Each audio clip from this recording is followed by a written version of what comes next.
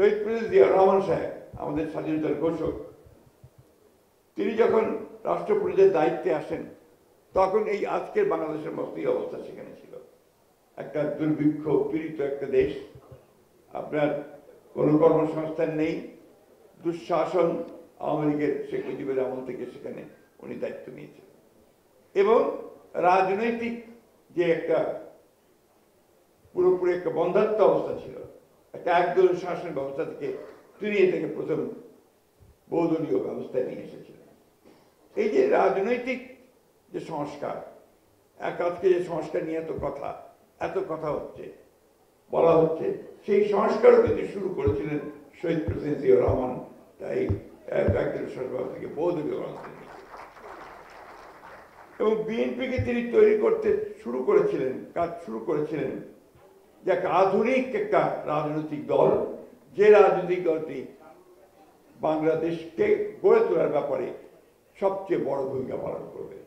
এবং দেখুন, তার বাংলাদেশি জাতীয়তাবাদের যে দর্শন, সেই দর্শন কিন্তু বাংলাদেশের মূল যে ভিত্তি, সেই ভিত্তি রচনা করেছিল, অর্থাৎ সবাইকে নিয়ে বাংলাদেশ, শুধুমাত্র বাঙালি নয়, সবাইকে নিয়ে। এরপরে গণতন্ত্রকে ফিরে দেওয়া, ভোটাধিকার ফিরিয়ে দেওয়া, মানুষের বাক স্বাধীনতাকে নিশ্চিত করা, মিডিয়ার স্বাধীনতা নিশ্চিত করা, বিচার বিভাগের স্বাধীনতা নিশ্চিত করা, এই সব কাজগুলো কিন্তু জিয়াউর রহমান শুরু করেছিলেন।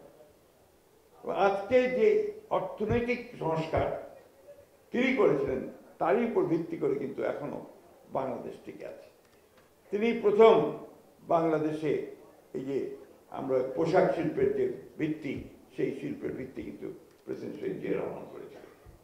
আজকে যে শ্রমিকরা বাইরে যায়, আমাদের শ্রমিক ভাইরা বাইরে গিয়ে রেমিটেন্স আনছে, আজকে প্রচুর রেমিটেন্স আসছে, এরও মূল কাজটা শুরু করেছিলেন শহীদ প্রেসিডেন্ট জিয়া রহমান। এই কথাগুলো আমাদেরকে আরো জোরে বেশি করে বলতে হবে। আজকে একটা প্রবণতা দেখা দিয়েছে অত্যন্ত ব্যাপকভাবে, বিএনপিকে একটা নেগেটিভ পলিটিক্যাল পার্টি হিসেবে দেখানো। এই প্রবণতা কিন্তু ভেঙে ফেলতে হবে, এটা আমাদের করতে হবে। এবং আমরা আজকে প্রমাণ করব আমাদের কাজের মধ্য দিয়ে, আমাদের চেয়ারম্যান তারেক রহমান সাহেবের যে পরিকল্পনা, সেগুলোকে বাস্তবায়িত করার মধ্য দিয়ে সামনের দিকে নিয়ে গিয়ে জনগণের কাছে নিয়ে গিয়ে প্রমাণ করে দেবে যে বিএনপি হচ্ছে সেই দল, যেই দল অতীতে যেমন সমস্ত সংস্কার করেছে, রাজনৈতিক সংস্কার এবং অর্থনৈতিক সংস্কার, বাংলাদেশকে সামনের দিকে এগিয়ে নিয়ে গেছে, ঠিক একইভাবে আগামীতেও বাংলাদেশ অবশ্যই এই তারেক রহমান সাহেবের নেতৃত্বে, বিএনপির নেতৃত্বে অন্যতম একটা সমৃদ্ধ রাষ্ট্রে পরিণত হবে, অর্থনীতিতে পরিণত হবে, এই বিষয়ে। আজকে আমাদের দেশনেত্রী বেগম খালেদা জিয়া, তিনি প্রেসিডেন্সিয়াল ফর্ম অফ গভর্নমেন্ট থেকে পার্লামেন্টারি ফর্ম অফ গভর্নমেন্টে নিয়ে এসেছিলেন। তিনি প্রথম আমাদের মেয়েদের শিক্ষার জন্য ক্লাস 12 পর্যন্ত অবৈতনিক শিক্ষার ব্যবস্থা শুরু করেছিলেন, যার ফলে আজকে মেয়েরা অনেক দূরে এগিয়ে আসতে পারছে। আমাদের অর্থমন্ত্রী সাইফুর রহমান সাহেব ছিলেন, ভিএটি এই ইকোনমিতে তিনি প্রথম আপনার আমাদের যে রাজস্ব আয়ের জন্য প্রথম তিনি শুরু করেছিলেন। তখন অনেক সমালোচনা করেছিলেন, কিন্তু এখন দেখা যাচ্ছে যে সেটাই সবচেয়ে উপযুক্ত পদ্ধতি, যে পদ্ধতি আমরা ভালোভাবে রাজস্ব আদায় করতে পারি। আমি যে কথা বলতে চাচ্ছি যে বিএনপি সবসময় পথগুলো খুলে দিয়েছে, জানালা খুলেছে, রাস্তা খুলেছে, এভিনিউ তৈরি করেছে, এটা বিএনপির অবদান সবসময়। আজকে সেই জন্যই আমরা জোর গলায় বলতে পারি, বাংলাদেশের যা কিছু অর্জন, সব অর্জনই ভালো অর্জন যেগুলো, সেগুলো অবশ্যই বিএনপির মাধ্যমে এসেছে, জোর করা হয়েছে। প্রিয় বন্ধুরা, আজকে বাংলাদেশের একটা ক্রান্তিকাল, সন্ধিক্ষণ, একটি যুগ সন্ধিক্ষণ, পরিবর্তনের জায়গায় যাচ্ছে। 15 বছরের ফ্যাসিস্ট শাসনের পরে আমরা গণতন্ত্রে ফিরে যাওয়ার এখন একটা সুযোগ সৃষ্টি হয়েছে। অনেক বাধা প্রতিবন্ধকতা আসছে, কিন্তু এগুলোকে এড়িয়ে, এগুলোকে বাধা পেরিয়ে আমাদেরকে সাফল্য অর্জন করতে হবে। আজকে আমাদের বিরুদ্ধে বিভিন্ন রকম চক্রান্ত হয়, প্রচারণা চলে, অপপ্রচার চলে। সবচেয়ে বড় হচ্ছে একটা অপপ্রচার চলছে। এই অপপ্রচারের বিরুদ্ধে কিন্তু আমাদেরকে কাজ করতে হবে, নিজেদের কাজ করতে হবে। যে কথা আমি সবসময় বলি, সাইবার ওয়ার, এই সাইবার ওয়ারে যদি আমি যোদ্ধা হতে না পারি তাহলে কিন্তু আমি পরাজিত হয়ে যাব। এইটা আপনাদেরকে, এই ইয়াং জেনারেশনকে কিন্তু সেটা করতে হবে। আমরা যখন ফ্যাসিস্টদের বিরুদ্ধে সংগ্রাম করছিলাম, আন্দোলন করছিলাম, আমরা জেলায় বিভাগীয় সভাগুলোতে সবসময় একটি কথাই খুব জোর দিয়ে বলতাম যে আমাদের তরুণদেরকে এগিয়ে আসতে হবে, যুবকদেরকে এগিয়ে আসতে হবে, ছাত্রদেরকে শিক্ষা প্রতিষ্ঠানগুলিকে বেরিয়ে আসতে হবে, বেরিয়ে এসে এই ফ্যাসিস্টদের বিরুদ্ধে রুখে দাঁড়াতে হবে। যেদিন সেটা হয়েছে সেদিনই পরিবর্তনটা এসেছে। সুতরাং আজকে আমাদেরকে এই কথাটি মনে রেখেই এই ছাত্র দল যারা আজকে তোমরা করছো, তোমাদের সামনে সবচেয়ে বড় যে চ্যালেঞ্জ হবে যে সামনের যে নির্বাচন, সেই নির্বাচনে এই সত্যটাকে প্রতিষ্ঠা করা যে বিএনপি হচ্ছে একমাত্র রাজনৈতিক দল, যে রাজনৈতিক দল জাতিকে, দেশকে একটা সমৃদ্ধ জাতিতে পরিণত করতে পারে। এই কাজটা তোমাদেরকে সবার আগে করতে হবে এবং তার সমস্ত হাতিয়ার তোমাদের কাছে দেওয়া হচ্ছে। আমি শেষ করব এই কথা বলে, আজকে বাংলাদেশে একটা বড় বিভাজনের পথ তৈরি করার চেষ্টা চলছে। একটা গোষ্ঠী, একটা মহল ধর্মের নামে বাংলাদেশে একটা বিভাজনের পথ সৃষ্টি করতে চায়।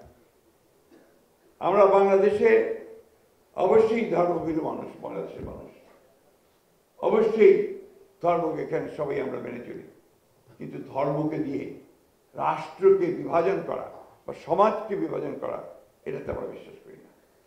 আমরা মনে করি যে বাংলাদেশে সকল ধর্মের মানুষ একসাথে বাস করবে, একইভাবে থাকবে এবং 1971 সালে যে স্বাধীনতা যুদ্ধ হয়েছিল, সেই যুদ্ধের মূল যে ভিত্তিক কথাটা ছিল সেটা ছিল যে সকলের বাংলাদেশ। আজকে যে কারণে আমাদের নেতা যে স্লোগানটি দিয়েছেন, সেই স্লোগানটি অত্যন্ত গুরুত্বপূর্ণ। এটা একদিকে যেমন জাতীয় ক্ষেত্রে, সেটা আন্তর্জাতিক ক্ষেত্রে একইভাবে গুরুত্বপূর্ণ। সবার আগে বাংলাদেশ, এটা কথাটা মাত্র বুকের মধ্যে গেঁথে নিতে হবে। আমাদের এই বিষয়টাকে নিয়েই সামনের দিকে এগিয়ে যেতে হবে। আমি বক্তব্য দীর্ঘ করবো না। আমি আশা করব যে আজকে সমস্ত প্রতিবন্ধকতাকে দূর করে, তাদেরকে পরাজিত করে, সমস্ত অপপ্রয়াসকে পরাজিত করে আমাদেরকে বাংলাদেশি জাতীয়তাবাদী দলকে এগিয়ে নিয়ে যেতে হবে এবং তার সামনের সারিতে যারা থাকবে তারা সেই ছাত্র দল, যারা ভ্যানগার্ড হিসেবে, অগ্রবর্তী সৈনিক হিসেবে কাজ করবে। আমি এই কথা বলে এই বিএনপির যে কর্মপরিকল্পনা, আজকে যেটা দেশ পরিকল্পনা শীর্ষক যে কর্মসূচি, সেই কর্মসূচির শুভ উদ্বোধন ঘোষণা করছি এবং আশা করছি যে আমাদের ভারপ্রাপ্ত চেয়ারম্যান মহোদয় তিনি বিকেলে বোধহয় এখানে প্রধান অতিথি হিসেবে তার বক্তব্য রাখবেন। আমার একটা অনুরোধ থাকবে আমাদের ছাত্র নেতাদের কাছে যে তোমরা জিনিসগুলো উপলব্ধি করার চেষ্টা করো, একেবারে হৃদয়ে ধারণ করবে। এটা যদি না করতে পারে, শুনে গেলে আর চলে গেলে গিয়ে এটাকে তোমার এলাকাতে মানুষের মধ্যে যদি তুমি এটাকে ডিসেমিনেট না করতে পারো, তাহলে এটা কোনো কাজে দেবে না। 31 দফা অনেক করেছো না প্রচার, 31 দফা কি সবার কাছে পৌঁছতে পারছো? আমার কাছে মনে হয় না। কারণ আমি এই এলাকায় যাই, গ্রামে যাই, আমি দেখি যে সেইভাবে কিন্তু আমাদের 31 দফা সেভাবে পৌঁছতে পারেনি। কিন্তু এটা যেভাবে আছে, এটা যদি সেইভাবে তোমরা নিয়ে যেতে পারো, তাহলে এটা মানুষের কাছে পৌঁছবে, মানুষ তোমাদের দিকে আকৃষ্ট হবে। এখানে অনেকগুলো বিষয় আছে, এটা আলোচনা হবে এখানে। তার মধ্যে একটা আছে তোমার ফিমেল কার্ড, না ফ্যামিলি কার্ড। এই ফ্যামিলি কার্ড বিষয়টা মহিলাদের কাছে কিন্তু অত্যন্ত আকর্ষণীয় বিষয়। কারণ এই ফ্যামিলি কার্ডে যে মহিলা, তিনি একটা কার্ড পাবেন, যে কার্ডটা দিয়ে তিনি তার দৈনন্দিন যে সমস্যা সেগুলো মেটানোর অনেক সুযোগ সৃষ্টি করতে পারবেন। কৃষকদের জন্য আছে ফার্মার্স কার্ড, এটার কথা আছে এখানে। সব কৃষকরা তাদের সমস্যার সমাধান করবার অনেক সুযোগ পাবে। অনেক বিষয় আছে, আমি সেগুলো আলোচনা করছি, তোমরা শুনবে। শুধু একটা কথা আমি তোমাদেরকে অনুরোধ করবো, ছাত্র দলকে যে শিক্ষা প্রতিষ্ঠানগুলোতে তোমাদের কমিটি বলো বা পদচারণা বলো বা কাজ বলো, সেখানে সবচেয়ে বেশি বাড়াতে হবে।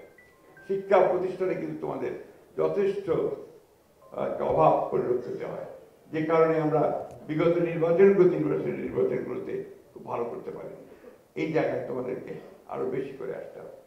আবার সকলকে ধন্যবাদ জানিয়ে আমি এই কর্মশালার শুভ উদ্বোধন ঘোষণা করছি। ধন্যবাদ।